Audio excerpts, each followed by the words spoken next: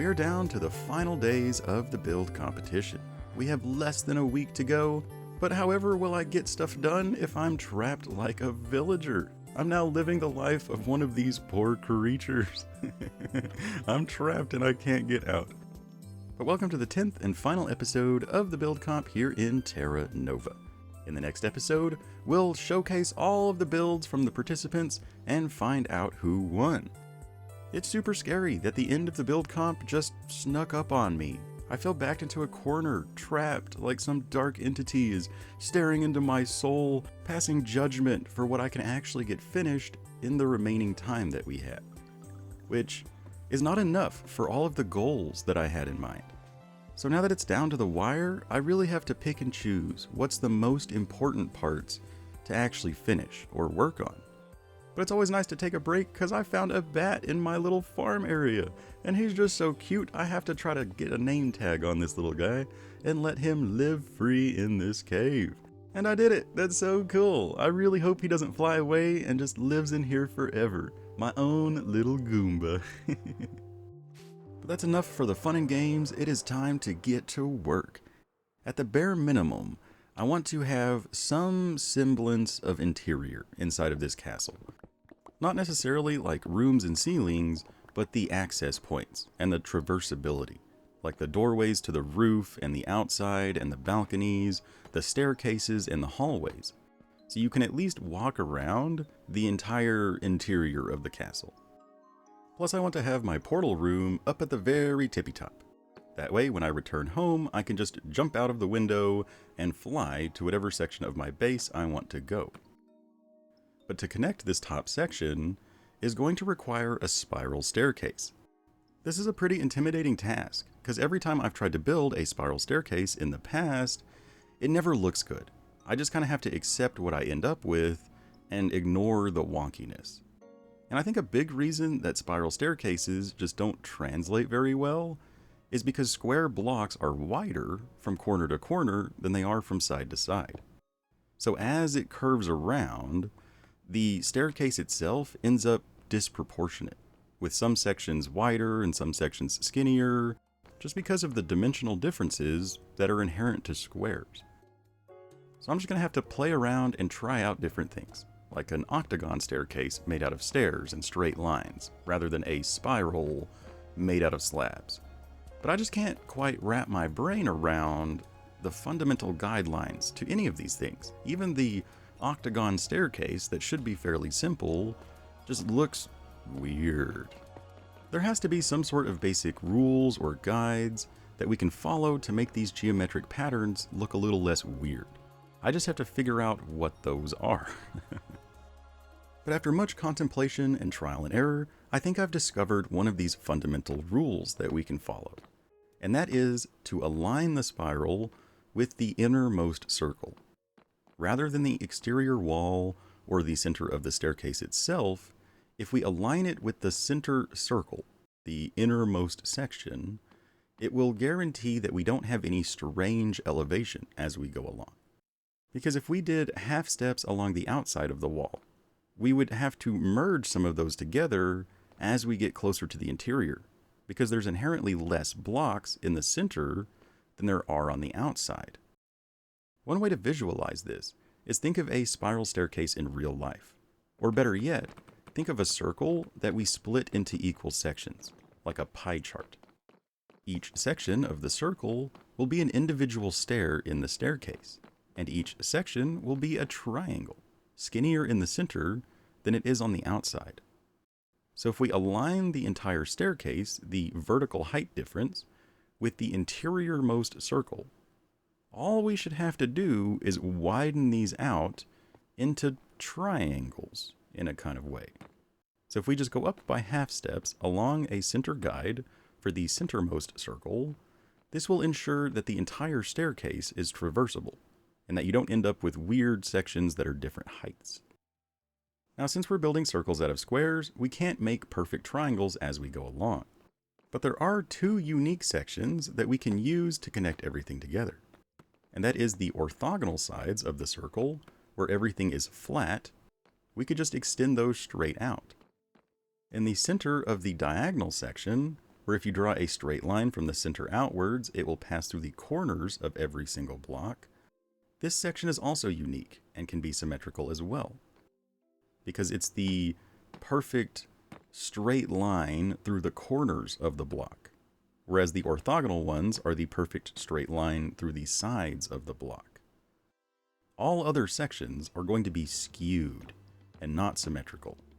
So then we can connect the orthogonal sides to the diagonal sides just by skewing the pattern as we go along, making each step or stair a little bit wider on the outside until it all connects together and looks acceptable. Then we can take it further and distract from the wonkiness of a floating staircase by adding external walls and some sort of interior structure. But I'm placing blocks straight through other blocks to the exterior section of the castle. Got more jank from Mojank. Still dealing with all of the janky problems that they added in the 0.70 update, the worst update in the history of gaming. But, we can deal with it and get it done nonetheless. My focus for the moment is going to be the staircases and the hallways, all the traversable aspects to the castle. That way you can at least move around the entire structure as if there were individual rooms.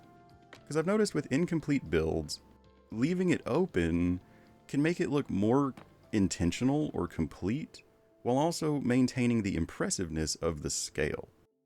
Whereas if I started sectioning off and building individual rooms, all that would really accomplish is making the castle appear smaller, since some parts of it would be blocked off from others, and it would also accentuate the fact that it's incomplete.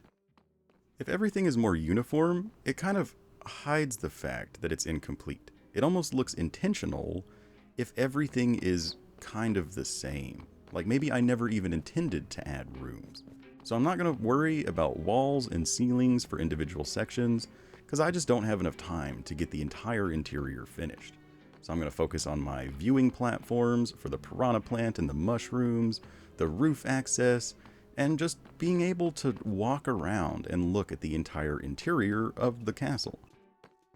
One way that we can visualize this concept of whether or not something looks finished is think about a drawing of a dog.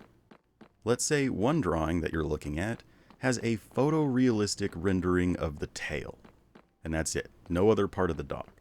When you look at that, all you see is a tail. It looks really impressively made, but you have no idea what it is. You can't even tell it's a dog. But let's say you look at a second drawing that's like a sloppy sketch of a dog. Well, in that one, you immediately know, oh, look at this, you drew a dog. That's awesome. They don't know that you're going to keep working on it and polish it. All they see is a drawing of a dog.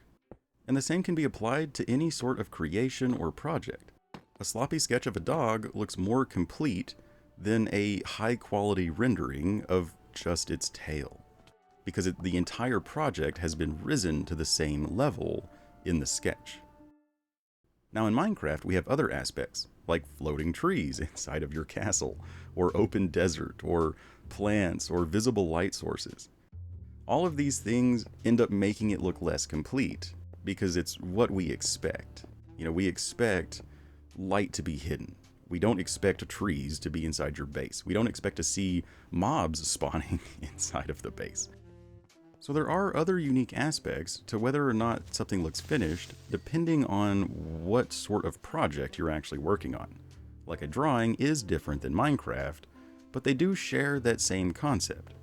That if the whole project is risen to the same level, it looks more complete than if parts of the project are really polished and other parts are flat out missing.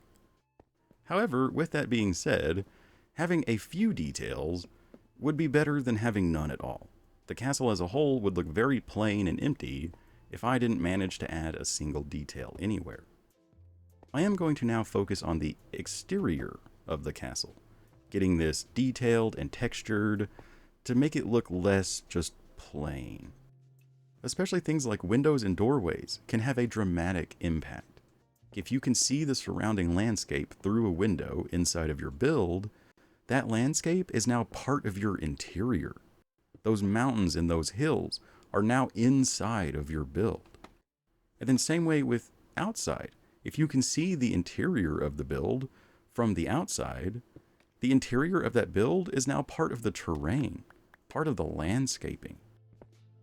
One thing I absolutely love doing is using glowstone as accents and details, hiding it behind slabs and stairs to create little trims and patterns. Because glowstone itself can be really overpowering, but if you use it as a detail, it really accentuates those details and makes them super noticeable.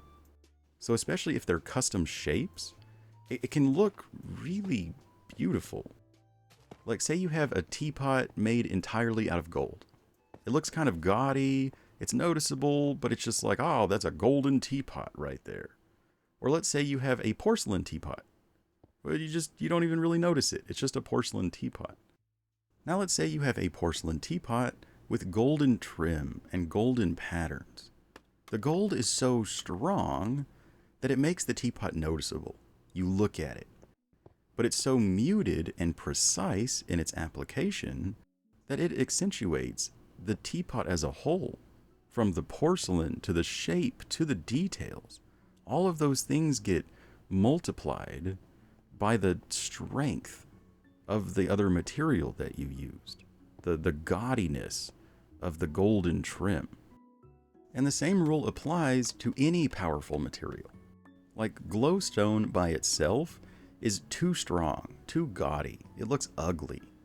But using something powerful as details draws attention into those details, makes them look more noticeable, more pronounced, and in turn makes the surrounding material even more noticeable. Whereas using material that's more muted and less powerful as your details or your trim begs less attention. You notice it less. The contrast just isn't there, so you glaze over it and it kind of blends with the rest of the structure. And it's these visual mechanics that we abuse in different ways to direct the attention of the viewer, whether it's a build in Minecraft or a teapot. Using muted material for your details, trim, and texture breaks up the monotony of having the same material throughout. It makes the appearance less boring without screaming at you, without taking away from the good parts of the overall build. And that's the difference between texture and block vomit. Is texture accentuates the build as a whole. It doesn't distract from the important sections. In fact, really good texture is usually not even noticeable. You just glaze over it and it just looks beautiful. Whereas if we texture without considering the contrast, color, and strength of the individual material, we could end up with block vomit that actually takes away from the build as a whole. Both of these results, texture and block vomit, are manifested from the same concept, the idea of controlling what the viewer is looking at or paying attention to. If you draw their attention away from details and shapes, well, that's block vomit, because you're hiding the work that you've already put in. You're hiding the details, you're hiding the shapes, you're hiding the overall structure. Whereas accentuating details and accentuating the shapes, that's texture. They're two sides of the same coin. Now, in my builds for this competition, I'm basically not texturing at all. All of my texture is just accents and details. It's not actual texture. And the reason for that is the time it takes to texture correctly versus what you gain from it is just not a good ratio for a time-limited competition. Like, I could spend 4 hours texturing a single wall, and the thing is that good texture isn't even noticeable. It can accentuate what's already there, and you can even utilize it to add more adjectives to your build. You can make something look weathered or destroyed, old or new. But it also runs the risk of ruining what you've already made if you rush through it or if you make texture fully random. I see that time and time and time again, especially on pathways and roads. People just put random blocks in random locations and call it texture. And that does look better than, say, a solid brick road. That looks too clean. but it doesn't look as good as intentional texture does. If we look at master builders and how they handle their texture, it's not fully random. They use their texture to add descriptions to the build. A road is a road, but you can utilize texture to make that road say things. You can describe different parts about that road. You can even give the road a history and a future. And I'm not saying that fully randomized texture is always a bad thing, but there is a time and a place. Like I used randomized quartz with my quartz bricks to break up the monotony of the brick texture. It's just something to keep in mind. But this note block song will be the final thing I build before the end of the competition. But I'll let you give it a listen before talking about what's next.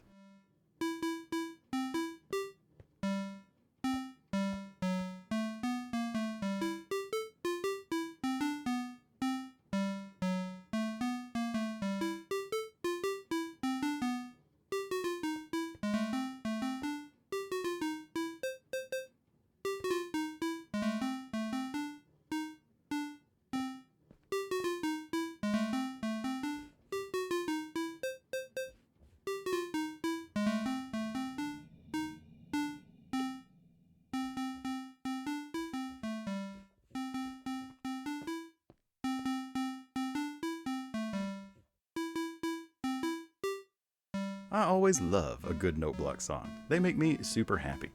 And if you want to add music to your own worlds, I have tutorialed out several note block songs, including this one, on the channel. So if you're interested, be sure to check those out. But with that, I am totally out of time. It is an hour before midnight here on the final day of the competition, so there's really not anything else that I can get done.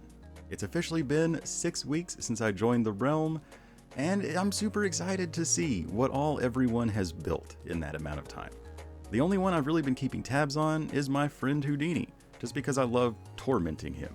So everything else will be a pleasant surprise. I'm excited to see who all got finished and who was like me and didn't quite get everything done in the amount of time that they had. I'm going to take my frustration out on these sheep because there was just so much I wanted to do. I wanted to build the interior of the castle and have more dynamic terraforming, but at least I can finally label my hallway so that you know which one is mine with this really cool elephant banner that Alex made me early on. Now all that's left is to wait on the judges to check out all of the builds. In the meantime, we are no longer allowed to work on our bases, so we're all just gonna throw a shopping district party or something, I guess. Or just take a break and take a breather from the stress of the final days. In the next episode, I will go through and showcase all of the different builds and announce the winners as well. Then we can get back to tutorials and farms, all the stuff I normally do on the channel. I haven't had much time to work on those things between competing and editing the hundreds of clips together to make these episodes. But all the hard work was definitely worth it. I've been pleasantly surprised by the views that these Let's Plays have gotten, so thank you all so much for the love and support. Y'all are all totally amazing. And I do plan on continuing this series at least until I get these builds complete. It'd be nice to see all of this stuff finished. But after that, if you want the Terra Nova series to continue, it will. It is all up to you and what you want to watch, so always remember that you are totally awesome, but above all, don't forget to have fun. Bye-bye!